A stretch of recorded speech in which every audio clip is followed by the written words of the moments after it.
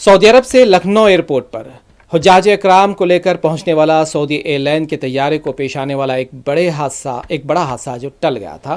یہ طیارہ جدہ شہر سے 250 حجاج اکرام کو لے کر کل لکھنؤ کے ایئرپورٹ پہنچا۔ یہ واقعہ اتوار کی صبح اس وقت پیش آیا تھا جب فلائٹ نمبر SV3112 لکھنؤ میں لینڈ کرنے کے بعد ٹیکسی وے پر جا رہی تھی۔ طیارے کے بائیں پہیے سے چنگاریاں اور دھواں اٹھنے لگا تھا۔ ایئرپورٹ کے حکام نے پیر کے روز یہ تفصیلات جاری کی ہیں۔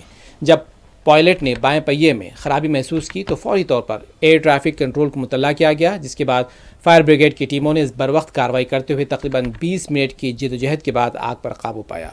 طیارے کے بائیں پہیے سے اچانک آگ اور دھواں نکلنے لگا تھا، جس سے مسافروں میں خوف و ہراس پھیل گیا۔ تاہم تمام 250 حجاج اکرام کو بحفاظت طیارے سے اتار لیا گیا تھا، جس کے بعد مسافروں اور عملے نے راحت کی سانس لی۔